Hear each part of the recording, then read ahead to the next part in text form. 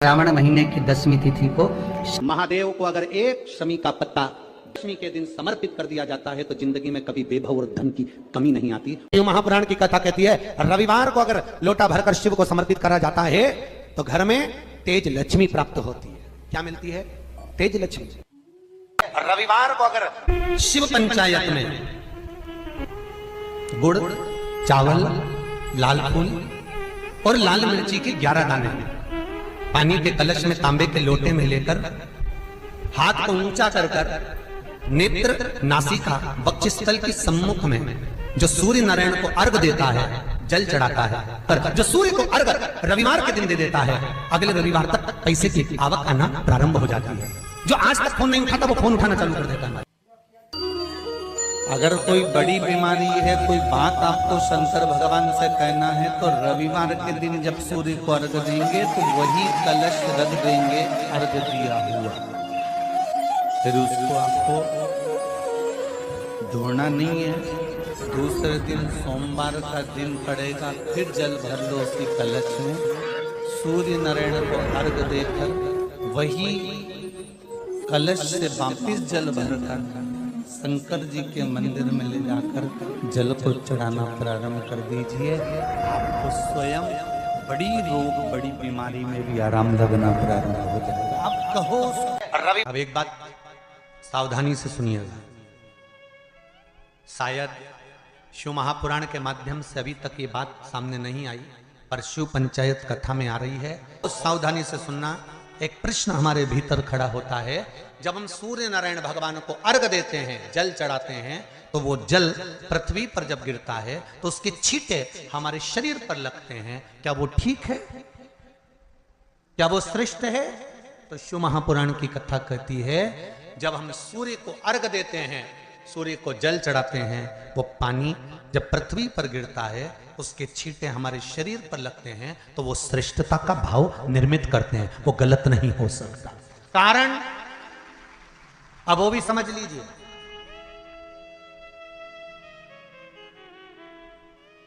अब सूर्य नारायण भगवान को आप जल चढ़ा रहे हो तो छींटे नहीं लगे, उसके लिए क्या स्टूल पे चढ़ के चढ़ाओगे कि कुर्सी पे चढ़ के चढ़ाओगे? अरे बोलो तो सही। अब कई लोगों के दिमाग में यह बात भरा गई कि हम भगवान को जल चढ़ाते हैं, वो हमारे शरीर में छींटे लगते हैं, जमीन पे से पानी गिरता है, वो हमारे शरीर को छींटे लगते हैं, भगवान को अच्छा नहीं लगता होगा। कौन ने कहा? पहले तो उसको पकड़ के ला। मेरे राम जी महाराज, मेरे भगवान कृष्ण, बड़े बड़े संत, साधु, सन्यासी, तपस्वी, साधक, उपासक जितने भी हुए, जिन्होंने सूर्य की आराधना करी, इन्होंने टेबल पे चढ़कर या कुर्सी पे चढ़कर जल नहीं चढ़ाया, इन्होंने पृथ्वी पर खड़े होकर ही, क्योंकि पृथ्वी तत्व के देव हैं शिव। जब हम मृत्यु लोक पर खड़े होकर, पृथ्वी पर खड़े होकर भगवान शंकर का भाग पृथ्वी तत्व को धारण कर कर जल को हाथ में लेकर जब समर्पित करते हैं और जो जल नीचे गिरता है वो शरीर पर अगर लगता है तो हमको उसका आशीर्वाद ही प्राप्त होता है, दोष नहीं लगता। पर लोगों ने इसको विपरीत कर दिया। कि कौन ने विपरीत करा? कई लोगों ने इसको विपरीत कर दिया। कौन ने विपरीत करा? तो जो दूसरे धर्म के लोग होते हैं, जिनको हिंदू धर्म से नफरत होती है और जो हिंदू धर्म की पूजन, सेवा, अर्चना को समाप्त करना चाहते हैं, वो धीरे धीरे धीरे धीरे कहने लगे कि सूर्य को जल चढ़ाओगे तो शरीर में लगेगा, शरीर में लगेगा तो दोष लगेगा। इसको कह कहकर घर घर में सूर्य को जल चढ़ाना लोगों ने बंद कर दिया कि आप जल चढ़ाएंगे तो दोष लगेगा, शरीर पे छींटा लगेगा, शरीर को ऐसा लगेगा। ये दोष नहीं है। कितनी सुंदर बात है महाराज। सूर्य नारायण भगवान को जब जल चढ़ाया जाता है, हाथ सिर से 8 इंच की दूरी पर होना चाहिए। जम के बोलिए, सिर से कितना ऊंचा होना चाहिए? 8 इंच ऊपर अपना हाथ होना चाहिए मस्तक से सूर्य को जल चढ़ाते समय। और ना चांदी का, ना स्टील का, ना लोहे का, ना प्लास्टिक का, ना कांच का, ना सोने का कोई बर्तन, ना कांसे का, ना एल्युमिनियम का, ना पीतल का, केवल एक पात्र होना चाहिए, वो है तांबे का। काय का पात्र होना चाहिए? तांबे का पात्र।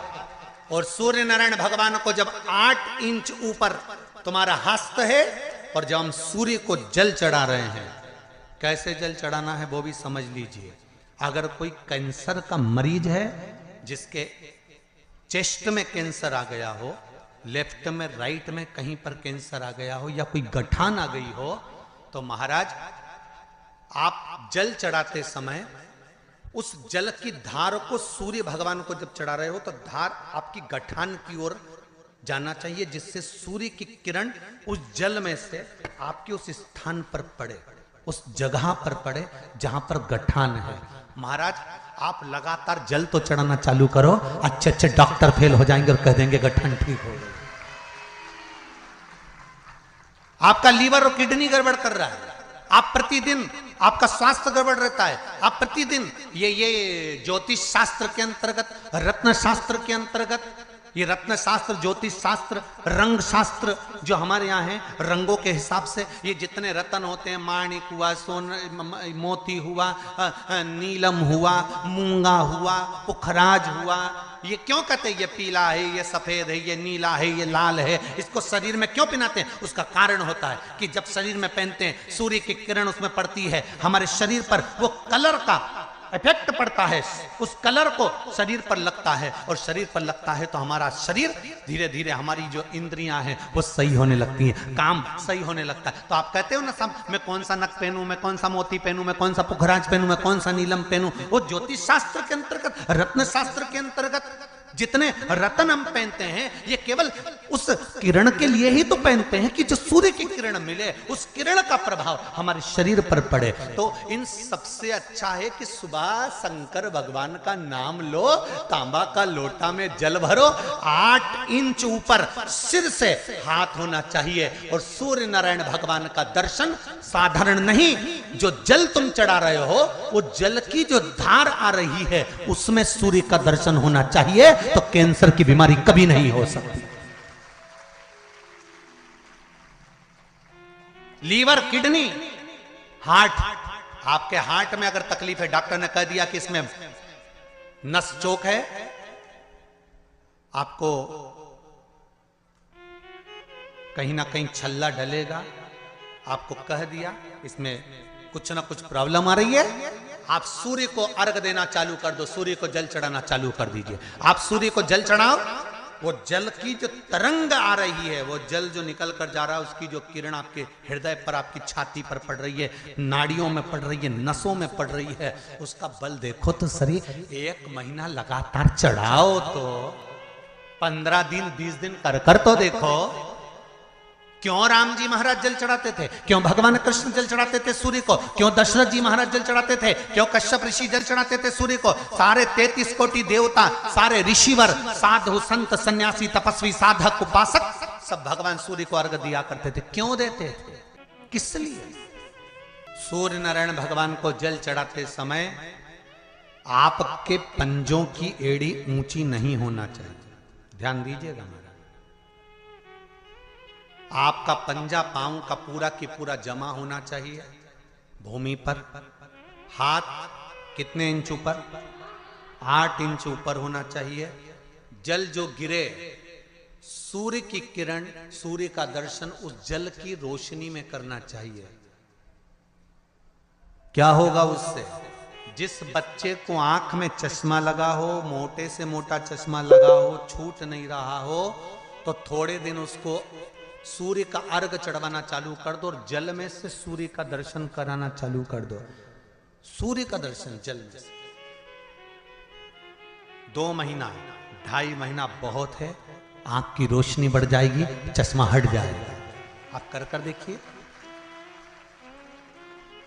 अब एक प्रश्न और खड़ा होता है सूर्य को अर्घ देने का। गुरुजी, पंचदेव पंचायत में सूर्य नारायण भगवान शंकर की पंचायत में हैं, सूर्य नारायण को हम फ्लैट में रहते हैं, हम फ्लैट के अंदर रहते हैं, तो हम फ्लैट में रहते हैं, हमारे यहाँ अगर छज्जा नहीं है, हमारे यहाँ जगह नहीं है, तो हम सूर्य को अर्घ कैसे दें? तो महाराज खिड़की तो होगी, अगर घर में फ्लैट में पानी ढुलेगा और आप लोग नहीं समेट सकते तो एक बाल्टी रख लो, एक पात्र रख लो, पर सूर्य नारायण भगवान को अर्घ देकर रोशनी शरीर पर पड़ना चाहिए।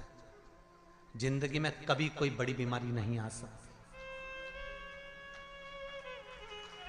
कितने लोग देते हैं सूर्य को अर्घ? जरा हाथ उठाओ। बहुत बढ़िया, बहुत जोरदार। पुरुष लोग भी देते हैं ना, चाहे बच्चे से बच्चा, बच्चों के हाथ में भी एक लोटा पानी पकड़ाओ। घर में छोटे बच्चे हो ना, उनको तांबे का लोटा दो, पानी दो, जा बाहर खड़े हो जा, एक लोटा पानी चढ़ा के आ। पहले दिन आप स्वयं बच्चे के साथ बाहर खड़ी हो, ओटले पर, घर के बाहर खड़ी हो, छत पे खड़ी हो या घर के बाहर खड़ी हो, और बच्चे से कह लो चढ़ाओ बेटा, देखो ऐसा हाथ 8 इंच ऊपर करिए, तांबे का लोटा लेकर पानी धीरे धीरे डोलना है। जैसे वो स्लो मोशन के सीन नहीं होते नाटक में, ये एकदम धीरे धीरे धीरे, बस नहीं तो मालूम पड़े छोरा छोरी एक साथ उंडेल के अंदर। नहीं, जल चढ़ाते समय उस पानी में से सूर्य की किरण पड़ना चाहिए, सूर्य की किरण। एक बात और कहना चाहूंगा, अगर आप लोग स्वीकार करेंगे तो, अगर कहीं आपको लगता हो कि बच्चा पढ़ने में कमजोर है, विद्या में कमजोर है, रिजल्ट अच्छा नहीं आ रहा, पढ़ने में कमजोर है, वो पढ़े, अपनी जगह पढ़े, वो कार्य करे, अपनी जगह करे, मेहनत करे, अपनी जगह करे। बच्चों को कह दो कि कुछ समय के लिए सूर्य को अर्घ देना चालू कर। सूर्य की किरण जहां पर ब्राह्मण या हिंदू धर्म का व्यक्ति मस्तक पर तिलक लगाता है, भुकुटियों के बीच में उस सूर्य की किरण इस भुकुटी के बीच पड़ना चाहिए, परंतु पानी कम से कम ना करते हुए स्लो मोशन में धीरे धीरे गिरना चाहिए, एकदम धीरे धीरे। तो यहां एक रेखा सूर्य की किरण से पड़ती है। सूर्य नारायण भगवान को स्टील के लोटे से या चांदी के लोटे से या पीतल के लोटे से या प्लास्टिक के लोटे से या कांच के बर्तन से जल चढ़ाने से आयु छिन्न होती है। क्या समाप्त होती है? आयु। और सूर्य नारायण भगवान को अगर तांबे के लोटे से जल दिया जाता है तो आयु की वृद्धि होती है, और दिन भर में अगर कोई काम अटकने वाला है तो वो काम का रास्ता खुल जाता है और शरीर की बीमारी समाप्त हो जाती है। शरीर की बीमारी समाप्त हो जाती है।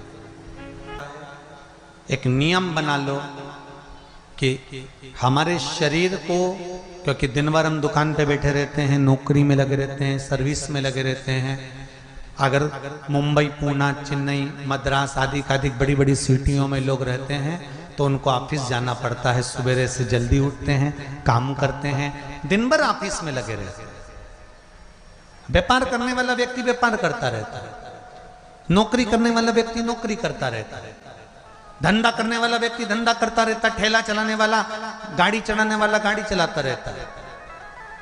घर की माताओं को एक नियम चालू कर देना चाहिए। क्या नियम? क्योंकि जान है तो जहान है। बोलो सही है कि गलत है? शरीर में रोग आ गया, बीमारी आ गई, और तुमने 5 लाख रुपए महीना भी कमाया, मान लो, एक सरल भाषा में समझ लो, 5 लाख रुपए महीना तुम कमा रहे हो, 4 लाख रुपए महीना तुम कमा रहे हो, और शरीर में बीमारी आ गई। अब वो 5 लाख रुपए तुम्हारे कमाए हुए किसी काम के हैं क्या? हॉस्पिटल में जाओगे, दवाई में, गोली में, जांचों में वो समाप्त होते चले जाएगा। तुमने कमाया किसके लिए था? अपने बच्चों के लिए। मेहनत किसके लिए करी? अपने बच्चों के लिए। परिश्रम किसके लिए करा? आगे बढ़ने के लिए।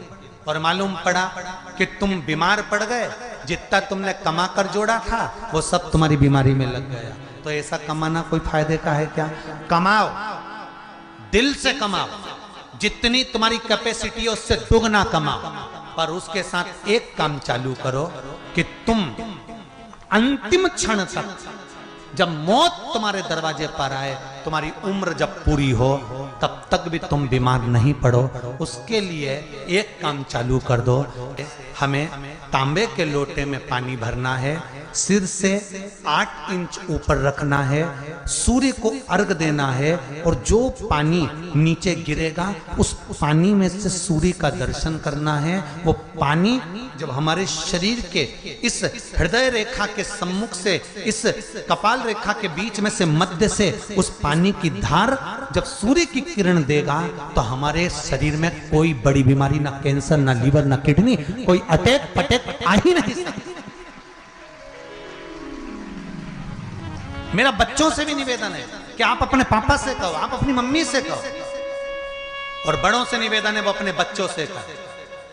बुजुर्ग माताओं से निवेदन है, अगर आप अपने बच्चों को सुखी देखना चाहती हो, बीमारी में पैसा नहीं लगाना चाहती, आप अपने बच्चों को अंत समय अपनी आंखों से उसको तड़पता हुआ नहीं मरना देखना चाहती, तो सूर्य को अर्घ देना चालू कर दो। क्योंकि सूर्य की किरण जल के साथ जब इस शरीर पर पड़ती है तो शरीर में कोई बीमारी टिक ही नहीं सकती। ये श्रीमद् शिव महापुराण की कथा कह रही है। ये ज्योतिष शास्त्र कहता है, रंग शास्त्र कहता है।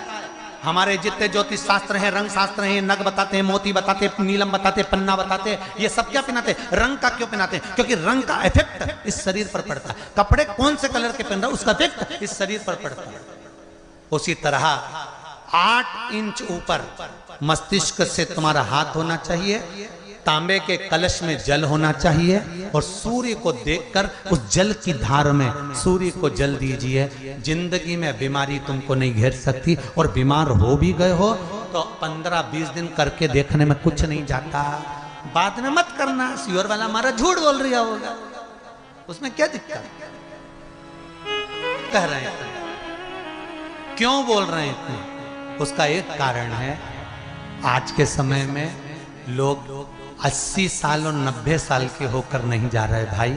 आज के समय में लोग अटैक आता है, बीमारी आती है, कैंसर हो गया, शुगर हो गई, बीपी हो गया, 60, 70, 75, 55, 40 में लोगों के प्राण छूट जा रहे हैं।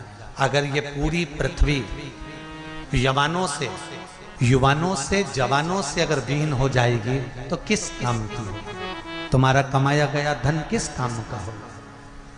कौन कौन ले रहा है नियम? आज से नियम बना लो, एक तांबे का लोटा जल सूर्य नारायण को अर्घ देना है हमको प्रतिदिन। घर का चाहे छोटा हो चाहे बड़ा हो, जिस बच्चे को रोज बुखार आता हो, निमोनिया हो रहा हो, जिसका लीवर किडनी डैमेज हो गया हो, वो नियम बना लो, 15 दिन के अंदर, 20 दिन के अंदर डायलिसिस में अंतर आ जाएगा तुम्हारे। तुम कर तो देखो, इस प्रभाव करे। बनाओ नियम।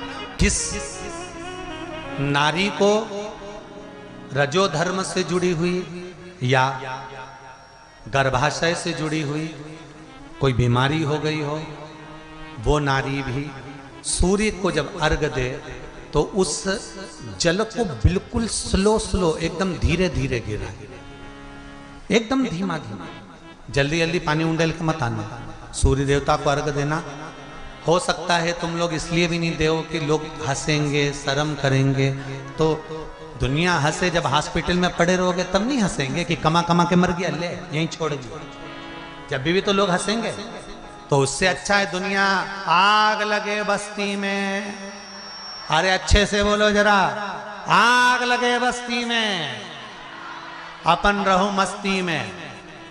और एक निवेदन हो रहे, जो ये बात कही है इसकी क्लिपिंग आप काट लेना और सारे के व्हाट्सएप पे भेज देना। 1 लोटा तांबे का जल सूर्य नारायण को देना है इस शरीर के लिए, क्योंकि हमने परिवार के लिए बहुत करा, अब अपने लिए करना है। कोई पैसा लग रहा है? अरे बोलते जाओ। सियोर वाले महाराज ने तुमसे धन मांगा? नहीं। पैसा मांगा? नहीं। इसमें तुम्हारे अगर प्राण बचेंगे तो सियोर वाले महाराज का कोई भला होगा? नहीं। भला किसका होगा? तुम्हारी पत्नी का सौभाग्य अमर होगा, तुम्हारे बच्चों का पिता उनके सामने होगा, और माँ उसके सामने होगी। तुम्हारे लिए करो, या हमारे को कुछ नहीं चाहिए, तुम तो तुम्हारे लिए करो। श्रावण महीने की 10वीं तिथि को महादेव को अगर एक शमी का पत्ता दशमी के दिन समर्पित कर दिया जाता है तो जिंदगी में कभी बेभव और धन की कमी नहीं आती। उसी तरह इस शहद में डुबोकर श्रृंगार करते हैं। शंकर कहते हैं इसने मेरा श्रावण महीने में श्रृंगार करा है। तो क्यों ना मैं भी इसका धन का श्रृंगार कर इसको कर्ज से मुक्त कर दूं, तब कर्जा चुकता। ये केवल श्रावण के महीने में किया जाता है, इसके सिवा कहीं कोई महीने में नहीं कर सकते आप। शमी के पत्ते को चाहे 21 हो, 11 हो, 51 हो, श्रावण महीने की 10वीं तिथि को उसको शहद में डुबोकर शंकर भगवान के शिवलिंग पर उसको श्रृंगार करो। केवल चढ़ाना नहीं है, जब शहद में डूब जाएगा तो वो चिपक जाएगा। शिव का श्रृंगार करो। क्या होगा इससे? तो लिंग पुराण कहती है, नर्मदा पुराण कहती है, शंकर का जब हम शमी के पत्ते को शहद में डुबोकर श्रृंगार करते हैं, शंकर कहते हैं इसने मेरा श्रावण महीने में श्रृंगार करा है, तो क्यों ना मैं भी इसका धन का श्रृंगार कर इसको कर्ज से मुक्त कर दूं, तब कर्जा चुकता। ये केवल श्रावण के महीने में किया जाता है, इसके सिवा कहीं कोई और नहीं। तो बाद में कहोगे कि हमको हर महीने, तो उस महीने में कर, केवल श्रावण की 10वीं, चाहे उजाले की कर लो चाहे अंधेरी की कर लो, एक ही बार करना। तो 10वीं जब तिथि आए, 9 दिन पूरे होने के बाद जब 10वीं तिथि आए, 10वीं, शमी के पत्ते 5 दुर्वा, 5 बेलपत्र, भगवान शंकर के मंदिर में 1 शमी का पत्ता, 1 दुर्वा, 1 बेलपत्र, भगवान शंकर से अपनी कामना करके, अपना गोत्र बोलकर शंकर भगवान के शिवलिंग पर समर्पित कर। फिर दूसरा पत्ता, दूसरा शमी पत्ता, दूसरी दुर्वा, फिर शिव जी पे समर्पित कर। 5 पत्ते शमी के, 5 दुर्वा, 5 बेलपत्र समर्पित कर कर 1 लोटा जल 3 बार शंकर जी को उसी जल से 3 बार समर्पित करें। अपनी कामना कर कर चढ़े हुए जल का भाग थोड़ा सा लेकर आए, घर के दरवाजे पर, व्यापार के स्थान पर उसका सिंचन करें और हृदय से बाबा से प्रार्थना करें, बाबा तेरे भरोसे हैं, बहुत चिंता है, बहुत टेंशन है, कर्जा बहुत है, दुख बहुत है, व्यापार चल नहीं रहा, तुझे समान। हमारा विश्वास कहता है 3 महीने के अंदर जहां भी कथा होगी वहां आपका खुद का श्रावण महीने की 10वीं तिथि कि मेरे बाबा ने मेरा हाथ पकड़ा, मेरे शिव ने साथ दिया। शमी के वृक्ष के नीचे, बेलपत्री के वृक्ष के नीचे अगर भूल से भी बच्चा, बूढ़ा, कोई व्यक्ति एक पार्थिव शिवलिंग का निर्माण कर लेता है, भूलवश भी उस पे जल समर्पित कर देता है, भूलवश भी उसके भाव से पुष्प या शमी पत्र या बेलपत्र भी चढ़ा देता है, तो वो इस संसार में कहीं ना कहीं सुख भोगता ही है, उसके जीवन में दुख नहीं। शमी पत्र की मूर्ता, शमी पत्र की मूर्ता, शमी का पत्र समर्पित की गई शमी का एक पत्ता, महादेव को अगर एक शमी का पत्ता समर्पित कर दिया जाता है तो जिंदगी में कभी वैभव और धन की कमी नहीं आती।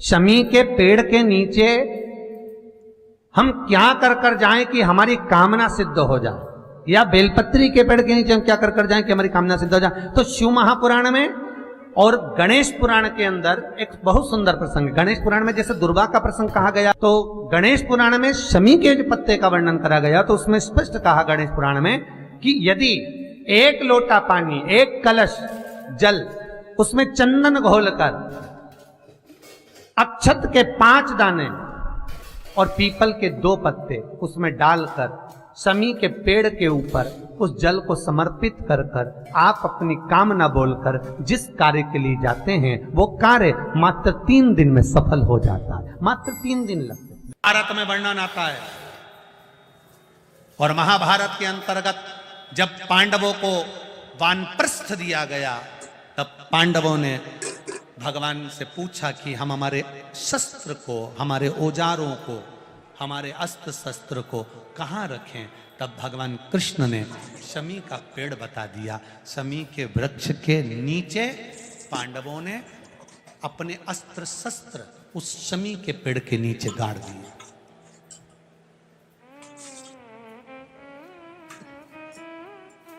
शमी के वृक्ष के नीचे अस्त्र शस्त्र को गाड़ा गया।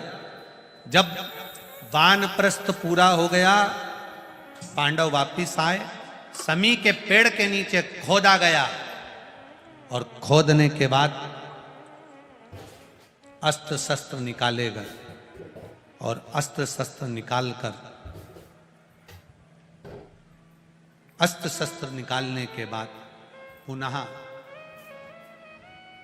भगवान कृष्ण ने पांडवों को दिए। पांडवों ने उन अस्त्र शस्त्र की पूजन शमी के वृक्ष के नीचे करी तो भगवान कृष्ण ने कह दिया, आज आपने पूजन करी है, दशमी का जो दिन होगा लोग अपने घरों में शस्त्र की पूजन करेंगे, शमी के पत्ती का स्मरण करेंगे, उसके घर में कभी संपदा की कमी नहीं होगी और वीरता का आनंद होगा। वो शमी पत्र थी शमी। और धौम्य ऋषि के पुत्र थे मंदार। मंदार आंकड़ा पुष्प, शमी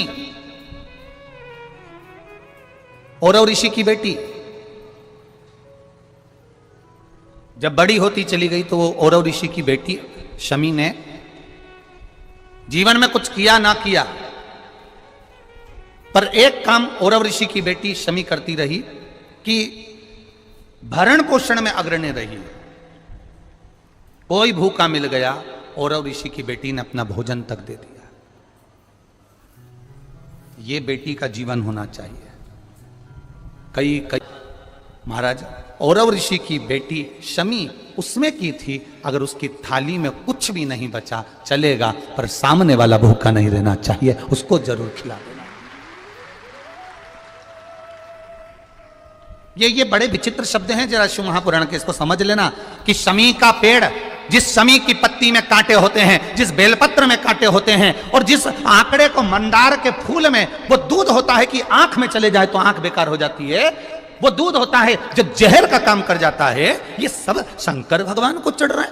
शमी जिसमें कांटे हैं, बेलपत्र जिसमें कांटे हैं, मंदार का फूल जिसमें जहर भरा पड़ा है, धतूरा जिसमें जहर भरा पड़ा हुआ है, ये शिव को क्यों समर्पित है? ये शंकर को क्यों चाहिए? ये शंकर के पास क्यों जा रहे हैं?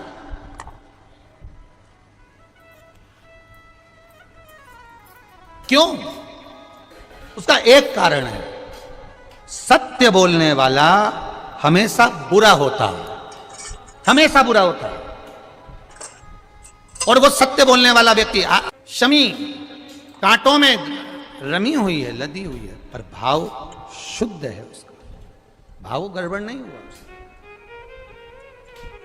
उस शिव मंदिर में जाकर मात्र शिवलिंग का स्पर्श कर लेना। आप में से कितने लोग हैं जो शंकर जी के मंदिर में जाकर चंदन की 3 उंगलियां शिवलिंग पर घुमाते हो ना? शिवलिंग पर 3 उंगली, तो ये 3 उंगली घुमाने का फल क्या है?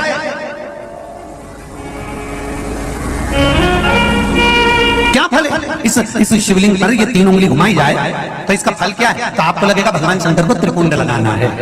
बोलो सही है गलत है? आप तो यही सोचोगे ना कि शिव जी को त्रिपुंड लगाया गया है, पर नहीं। शिव महापुराण की कथा कहती है, ओम शिव महापुराण की कथा ये सागर में जो चल रही है, इसमें आप अगर विद्धेश्वर संहिता को या पार्वती खंड को निकालोगे, या आप स्कंद पुराण का या लिंग पुराण की कथा को उठाकर देखोगे, तो उसमें वर्णन आता है जब कोई पुरुष, नारी या बच्चा अगर सुगंध भी नहीं है, लाल चंदन भी नहीं है, और मात्र उंगली से 3 लाइन खींचता है, उसका मतलब त्रिपुंड लगाना नहीं होता। उसका मतलब होता है कि उसने एक पार्थिव शिवलिंग का निर्माण कर पूजन कर ली है। यह फल प्राप्त होगा, उसका फल ये प्राप्त होता है।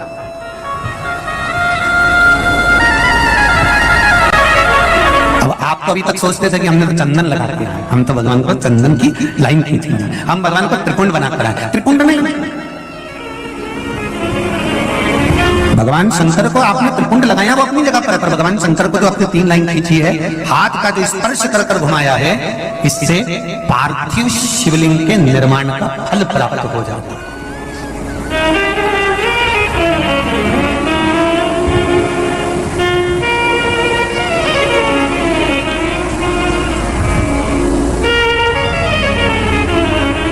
विशेष जब कामना रहती है, विशेष कामना, आज आपका मन कर गया 108 चावल के दाने मेरे को शिव जी को चढ़ाना है, 108 चावल के दाने मुझे शंकर भगवान को चढ़ाना। विशेष आज आपके मन में कोई मनोरथ बड़ा है, कोई कामना बड़ी है, और बाबा से आपने विनती करी कि मेरा ये कार्य अटक रहा है, आप पूरा करोगे, मुझे विश्वास है।